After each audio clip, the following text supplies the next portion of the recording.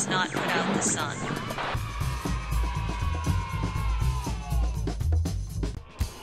This is a crash course in miracles.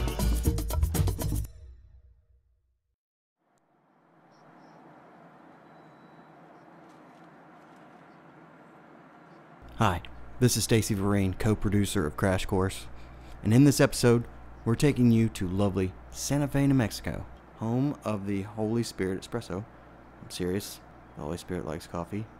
This episode is the first of a series of interviews with some old friends of the show, and to kick it all off are Nouk Sanchez and Tomas Vieira, authors of Take Me to Truth, Undoing the Ego, a fantastic read, pretty much responsible for bringing me to this podcast. You may remember Nouk and Tomas from earlier audio episodes. This is a crash course in miracles. I'm Philip Urso. Today we get to talk to Nouk Sanchez and Tomas Vieira. If you told any of us, say, even 15 years ago, that we'd be experiencing this, we wouldn't have been able to imagine it. Well, here they are in full video glory, talking about, well, why don't I let them tell you? Please enjoy, and thanks for watching. What do you still perceive as being too big to be fixed or healed? Yeah. Because that means that, all it means is that I am choosing to hold on to this particular hurt and pain and suffering more than I desire the peace of God. Yeah. I want to nurture this. What do you This value is more? my baby. What do you value the most? Tomas, would you be comfortable describing what's happened to you over the last 6 months? Yeah, so it's been a huge, it's a huge learning that time that we're still in. But in the last year or so, really, what's happened is that I've developed a couple of lumps, and I went, oh, what's this? And then I thought, no, I'm not going to worry about it. But about 6 months ago, I actually went and had it investigated, which was, now looking back, I wish I hadn't done it. But at the same time, I'm grateful that I have done it because of all the learnings that I've got from it. But what's been interesting, so I'll talk about this in two different ways. Factually, what's happened is that 6 months ago, I went to the medical procedures of discovering or having them tell me, the medical profession tell me, that I could have a fatal, life-threatening illness, disease, which threw me for a few months into chaos and a great deal of fear. And it took me a few months to get out of that, right? And now all's good. But so factually, what's happening is that they've tried to diagnose me. I've run the other way. And I've decided to look at this time now as an opportunity to really invest in the trust of the Holy Spirit and the teachings of Jesus in the Course that tell us that pain and suffering are not part of the equation. There is no death, and he means that. And I think that it's an interesting time now for me in the learnings, because what I'm finding is that, of course, I'm really being able to distinguish between the ego's thought system and how it truly wants my death, and the Holy Spirit's, Jesus' thought system, which is that there's peace and joy and love and abundance, and that's all there is.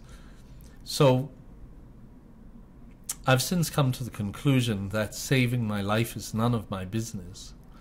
However, living my life is all of my business.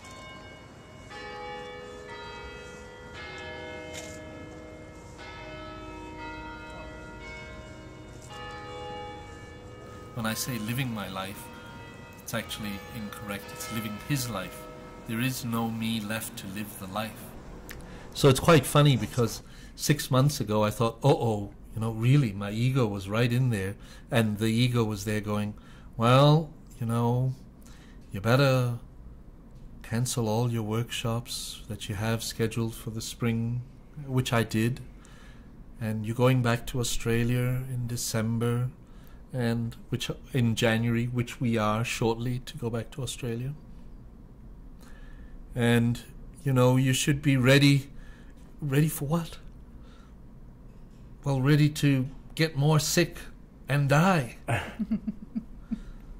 So, for a little while there, I kind of got lost and thought, well, I do need to slow down to just get my act together. Which has actually led to Nouk and I taking the last couple of months and the next couple of months off to do nothing but to go within.